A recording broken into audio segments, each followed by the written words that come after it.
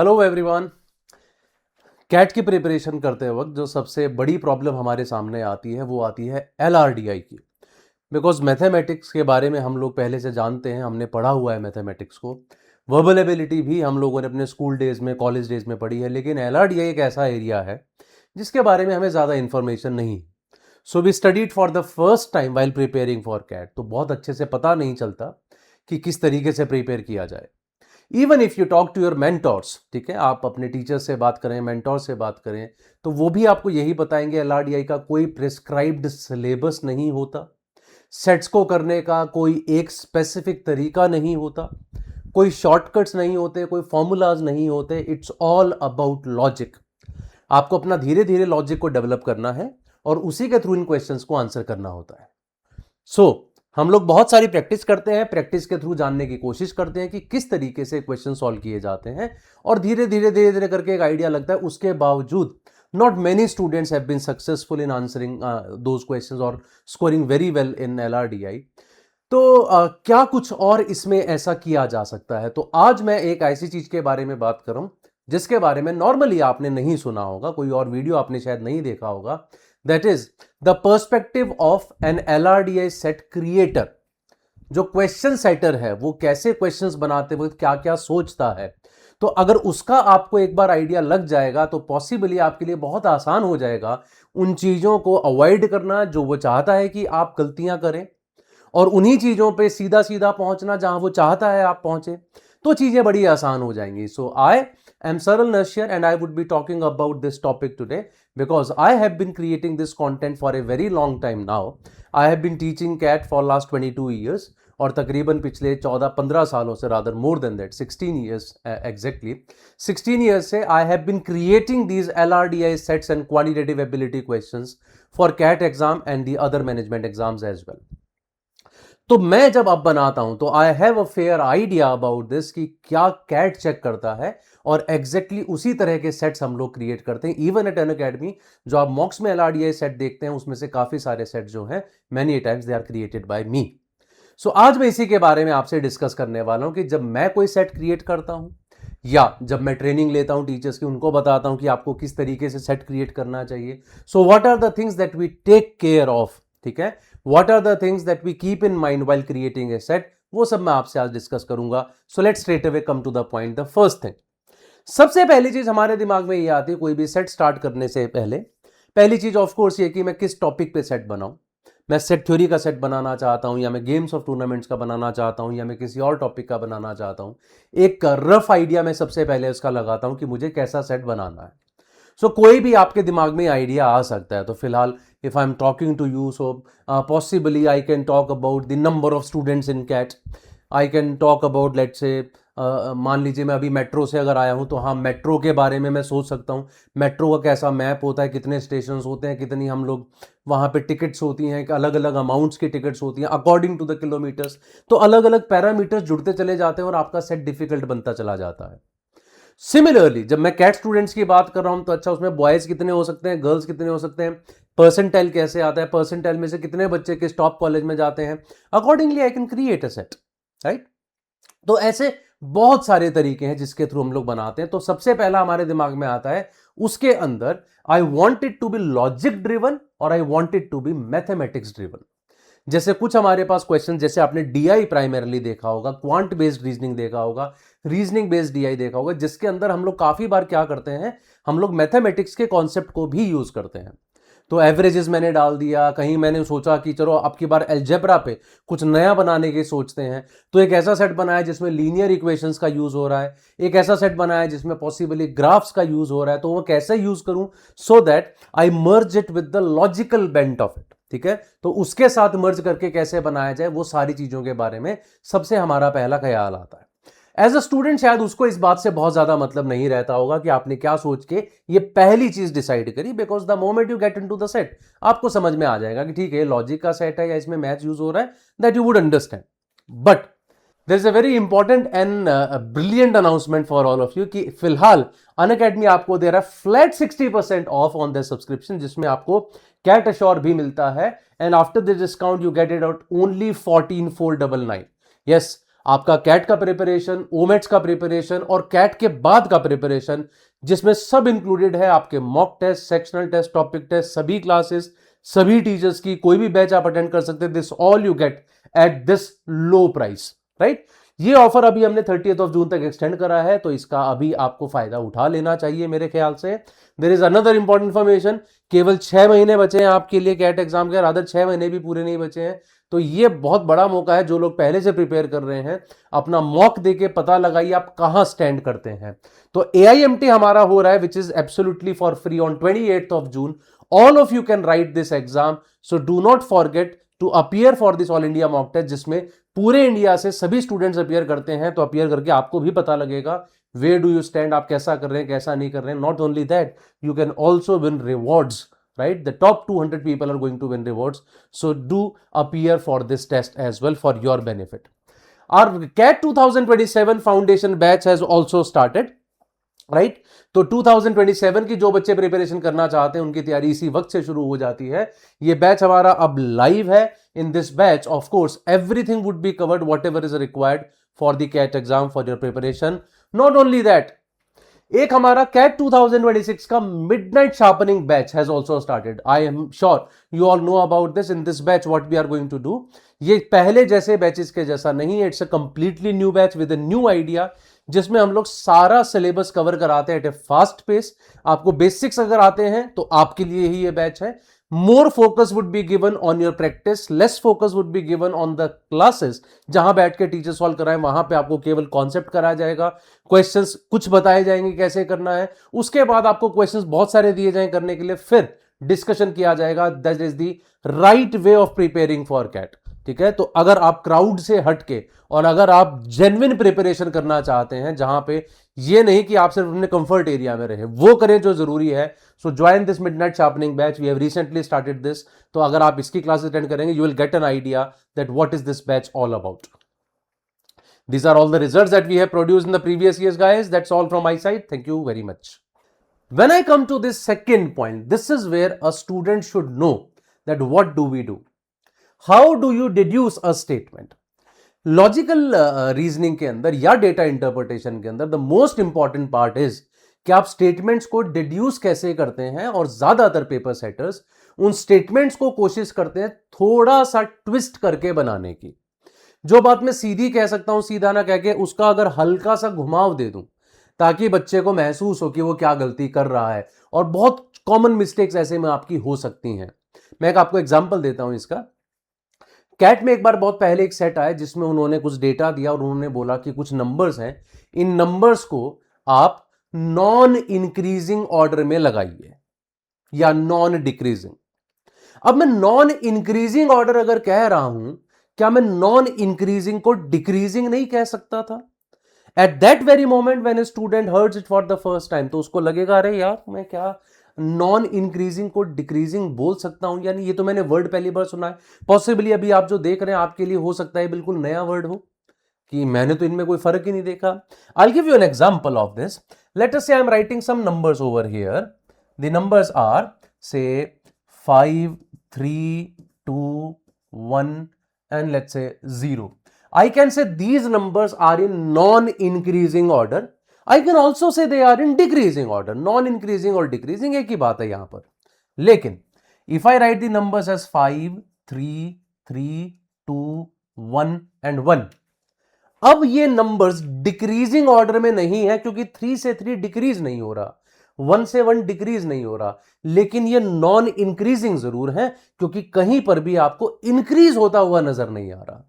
That's what the point was. They said कि non increasing का मतलब है इंक्रीज नहीं होना चाहिए। हम ये नहीं कह रहे डिक्रीज ही होना चाहिए। तो इन दोनों में फर्क क्या रह गया कि नंबर्स इक्वल भी हो सकते हैं। इस तरह की और बहुत सारी चीजें कई बार होती हैं जो आप ऑफ कोर्स प्रैक्टिस के दौरान सीखते हैं, जहां नई नई चीजें आती है। तो हम लोग भी जब सेट्स बनाते हैं तो हम लोग कोशिश करते हैं कुछ इस तरह से स्टेटमेंट को डालने की कि बिल्कुल डायरेक्ट हिंट ना दे और बच्चा उसको ध्यान से पढ़ के ही समझ पाए। एक और एग्जांपल मैं देता हूं आपको। जैसे कई बार मैं कोई सेट बना रहा हूं, तो बनाते वक्त मान लीजिए 5 लोग हैं, उन्होंने 5 कलर की शर्ट्स पहनी हुई हैं, वो 5 सिटीज से हैं, वो 5 कंपनीज में काम करते हैं, और मैंने एक statement they the the person from Google is not wearing a red shirt. ठीक है, the person from Google is not wearing a red shirt. और एक फिर ये लिख दूं, the red shirt is not Warne by the guy, या ये कह लीजिए the person wearing the red shirt is not from Google. अब इन दोनों में क्या फर्क रह गया? जब मैं कहता हूं the person from Google is not wearing A red shirt, इसका मतलब यह है कोई आदमी गूगल से तो जरूर है और उसने रेड शर्ट नहीं पहनी है, लेकिन इसका मतलब यह नहीं है कि किसी और ने रेड जरूर पहनी है। हमने बताया भाई गूगल वाले ने रेड नहीं पहनी, तो यह इंफॉर्मेशन मिल गई कि कोई गूगल से है, और यह मिल गई कि उसने रेड नहीं पहनी है। यह नहीं पता किसी और ने रेड पहनी है। लेकिन मैं यह कह दूं the person wearing the red shirt is not from Google, तो अब यह कंफर्म हो गया कि किसी ने रेड शर्ट जरूर पहनी है और वो आदमी गूगल से नहीं, लेकिन अब यह पक्का नहीं कि कोई ना कोई गूगल से है। सुनने में दोनों स्टेटमेंट्स एक जैसी लगती हैं, लेकिन ये दोनों अलग अलग बातें कर रही हैं। So that's what the point is कि आप डिड्यूस को, स्टेटमेंट को डिड्यूस कैसे करते हैं। और हम भी गलतियां करते हैं। मुझे याद है मैं लास्ट ईयर में कोई कैट का एग्जाम जब दे रहा था, उसमें एक बार एक स्टेटमेंट आई, कुछ प्लेयर्स थे, उनके नंबर्स थे 1 2 3 4 5 6 7 8, and he wrote that the odd numbered players are coached by coach X. और मैं पढ़ क्या रहा हूं, odd number of players are coached by coach X. तो मुझे लग रहा अच्छा कोच एक्स जो है ना, वो या तो एक प्लेयर को कोच करेगा, या 3 को, या 5 को, या 7 को, जबकि क्वेश्चन कह रहा है ऑड नंबर्ड, मतलब नंबर 1, नंबर 3, नंबर 5 और नंबर 7 को कोच किया उन्होंने। सो इन दोनों में बहुत फर्क आ जाता है, सेट ही गलत हो जाता है पूरा। तो ये बहुत इंपॉर्टेंट बात है कि आप स्टेटमेंट को डिड्यूस कैसे करेंगे। बहुत ध्यान से पढ़िए जब भी कोई सेट होता है। अगर स्टेटमेंट एक बार में नहीं समझ आ रही है, 2 बार पढ़िए, 3 बार पढ़िए। कई बार वो जानबूझकर इतनी लंबी स्टेटमेंट लिखेंगे कि आपको पढ़ने में दिक्कत आए, लेकिन यही तो वो स्किल्स हैं जो वो चेक करना चाहते हैं। For example he would say the guy from Kolkata is not from metallurgy department, but the person who is not from Kolkata is from metallurgy department, whereas the guy from Delhi is working in both the departments where these guys are not working। इतनी लंबी statement होगी, उसके अंदर 4-5 information हैं, उसको मुझे धीरे धीरे पढ़ना चाहिए, उसको समझ के, क्योंकि जब तक मैं इंफॉर्मेशन नहीं समझूंगा तब तक मैं सेट नहीं बना सकता। Many of the students lose patience here itself. एक स्टेटमेंट पढ़ी, सर समझ नहीं आ रही, दोबारा पढ़ी, 3 बार, इतना पेशेंस ही नहीं है कि हम लोग बार बार पढ़े, and we give up. This is something that you have to work on, because CAT would be checking this, वो ये चेक करेंगे। आगे बढ़ता हूं मैं तीसरे पॉइंट की तरफ। सम ऑफ द कॉमन मिस्टेक्स, जैसा मैंने आपको अभी बताया, ये हम लोग बहुत ध्यान देते हैं कि कोई बच्चा इस तरह की मिस्टेक तो वो करेगा ही करेगा, तो हम लोग जानबूझकर उसके अंदर इस तरह की इन्फो डालते हैं कि बच्चा वहां पर ये गलतियां कर दे। फॉर एग्जाम्पल मैं अगर ये लिख दूं कि कुछ प्रोफेसर्स हैं और वो कुछ स्टूडेंट्स को रेटिंग्स दे रहे हैं आउट ऑफ 10, ठीक है, और आउट ऑफ 10 उन्होंने रेटिंग्स दी और कुछ कुछ बता दिया, और मैंने कहा कि रेटिंग्स जो हैं they are non negative integers, तो कहीं ना कहीं बच्चा ये समझ जाएगा कि अच्छा 10 में से रेटिंग 0 तो नहीं दे रहे होंगे, 1 2 3 दे रहे होंगे, तो वहां rather than writing natural numbers I would be writing non negative integers, so that the student makes a mistake. ऐसी मिस्टेक हम लोग करवाना चाहते हैं, ठीक है।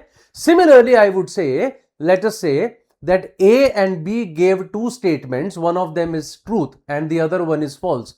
Somehow student is bound to assume that A made the true statement, B made the false statement, whereas I did not use the word respectively.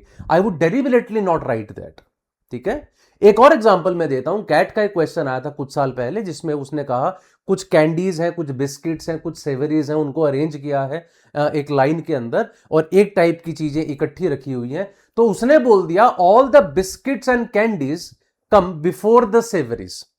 तो कहीं ना कहीं दिमाग रजिस्टर कर लेगा कि पहले बिस्किट्स आएंगे, फिर कैंडीज और फिर सेवरीज, जबकि क्वेश्चन ने बोला all the biscuits and candies are before this. He did not say in the same order. So these are some of the common mistakes that the people would be making, ठीक है। अगर मैं एक DI का set दे रहा हूं और DI के सेट में मैंने डेटा दे दिया कुछ ऐसे व्हीकल्स का जो पेट्रोल पे चलते हैं, डीजल पे चलते हैं, उनके बारे में कुछ डेटा इकट्ठा किया और बता दिया दिल्ली में इतने व्हीकल पेट्रोल पे चलते हैं, इतने डीजल पे, इस साल में इतने, इस साल में इतने, इस साल में इतने, इस साल में इतने, और फिर एक क्वेश्चन में आगे पूछ लिया 2008 में दिल्ली में कितने व्हीकल्स रजिस्टर हुए, बच्चा दोनों को ऐड करेगा, आंसर दे देगा, लेकिन उसने इस बात पर ध्यान नहीं दिया कि दिल्ली में से केवल पेट्रोल और डीजल पे व्हीकल्स चलते हो, ये कहां लिखा हुआ है, ये मेरी अजम्पशन है, there can be some other fuel as well जिस पे चलते हो व्हीकल्स। तो ऐसी जितनी भी कॉमन मिस्टेक्स हैं we will always try to put them into the sets. तो आपको एज ए स्टूडेंट इन बातों पे खास ध्यान देना है कि जब आप प्रैक्टिस करते हैं स्टेटमेंट्स को बहुत ध्यान से पढ़ें, do not go by the general assumption. Generally जो हम अज्यूम करते हैं उस पे मत चलिएगा, आपको अज्यूम करना है बिल्कुल लॉजिक इन चीजों के बारे में क्या कहता है। जैसे आपने सेट थ्योरी में देखा होगा, वर्ड एंड है या और, इनके बहुत मायने होते हैं, लेकिन हम लोग एंड और ऐसे ही इन जनरल यूज कर लेते हैं। हम किसी के घर जाएंगे तो हमसे वो ये पूछ लेंगे what would you take, tea और कॉफी, तो वो अज्यूम करते हैं कि अगर टी और कॉफी का मतलब मैं इनमें से एक ही लूंगा, बट लॉजिकली इसका मतलब ये कि मैं दोनों भी ले सकता हूं, दैट्स व्हाट इट मीन। ठीक है, टी और coffee means it can be both as well. तो एक आम उससे अटके जो हमारी धारणा बनी हुई है उसको मैं अगर तोड़ना चाह रहा हूं तो मैं ऐसी चीजें जरूर डालूंगा जहां एक बच्चा कॉमनली मिस्टेक्स करेगा। तो जब भी आप एलआरडीआई का सेट करते हैं इन बातों में जरूर खास ध्यान दें। One last thing that I want to talk about is the uncommon information. एक ऐसी इंफॉर्मेशन जो हम जनरली नहीं सुनते, ठीक है, हमने नहीं पढ़ी होती, लेकिन वहां जाके जब पढ़ते हैं तब दिक्कत होती है कि ये कहना क्या चाह रहा है। ऐसी कुछ अनकॉमन चीजें, फॉर एग्जाम्पल आपने देखा होगा अरेंजमेंट में एक स्टेटमेंट आती है, the number of people sitting to the right of A is equal to the number of people sitting to the left of B. अब ये कोई आम स्टेटमेंट नहीं है, इसको विजुअलाइज करना भी थोड़ा मुश्किल है कि ए के राइट में और बी के लेफ्ट में बराबर लोग बैठे हैं, और ऐसे में इसको कंक्लूड करते वक्त, डिड्यूस करते वक्त बहुत लोग इस तरह की गलतियां कर सकते हैं कि इसको अच्छे से ना समझ पाए। ऐसी मिस्टेक्स बिल्कुल हो सकती हैं। अब जैसे मान लीजिए मैंने आपको एक सेट दिया, मैं एक सेट देना, और मैं जानबूझ के ऐसी कोशिश करूंगा कि उसके अंदर कुछ ऐसा लिखूं जिससे उसका thinking on the spot check हो कि ये ऑन द स्पॉट वैसे सोच पा रहे हैं। यही तो स्किल्स हैं जो आप एलआरडीआई के थ्रू चेक करना चाह रहे हैं। आप एलआरडीआई का सेट सॉल्व करते हैं, ये इंपॉर्टेंट नहीं है, इंपॉर्टेंट ये उस सेट के थ्रू मैं आपकी कौन सी स्किल चेक कर पा रहा हूं। मैं आपको एक ऐसी इंफॉर्मेशन दूंगा जो आपने पहले नहीं सुनी हो, आप उसी वक्त उसको सुन के उसके बारे में क्या डिड्यूस कर पाते हैं, that is the most important point. और वही मेरा पूछने का तरीका भी होगा आपसे कि मैं आपसे इस तरीके से पूछूं कि आप उसको सही तरीके से डिड्यूस कर पाओ। ठीक है, और बहुत सारी इस तरह के आपको एग्जांपल्स मिलेंगे जहां पे आपको इंफॉर्मेशन जो है वो थोड़ी अनकॉमन होगी, अनसुनी सी होगी। इवन टाइप ऑफ सेट्स, जैसे आप लोग बहुत सारे टाइप्स ऑफ सेट्स एलआरडीआई के पढ़ते होंगे, लेकिन हर साल कैट कुछ इस टाइप के सेट देता है जो आप किसी कैटेगरी में बांट ही नहीं सकते। इट्स नॉट लाइक मैथमेटिक्स की एल्जेब्रा ही है या ये अर्थमेटिक ही है, ज्योमेट्री ही है, नहीं, those are pure logic kind of set जिसमें प्योर लॉजिक ही यूज होता है। तो ऐसे जो नए तरह की चीजें हैं, उस नए तरह की चीज को आप कैसे टैकल कर पाते हो, that is what is important for all of us, right. I hope you got my point. इन सारी चीजों का आप ध्यान रखिएगा। तो जैसे मैं एक और चीज आपको बताऊं, जैसे अनकॉमन इंफॉर्मेशन में कि मैं नॉर्मली एक स्टूडेंट, अगर मुझे पता है अगर मैं किसी को एलआरडीए का सेट दूं उसमें 5 स्टेटमेंट दूंगा, तो पहली स्टेटमेंट पढ़ेगा, उससे कुछ लिखेगा डेटा, फिर दूसरी स्टेटमेंट पढ़ेगा, फिर उससे लिखेगा, फिर तीसरी पढ़ेगा, उससे लिखेगा। तो नॉर्मली दिमाग में क्या आता है, पहली स्टेटमेंट से कुछ कंक्लूड होगा, दूसरी से कुछ और उसके आगे का, तीसरी से कुछ और उसके आगे का, और ऐसे करते करते मेरा पूरा सेट बनता चला जाएगा।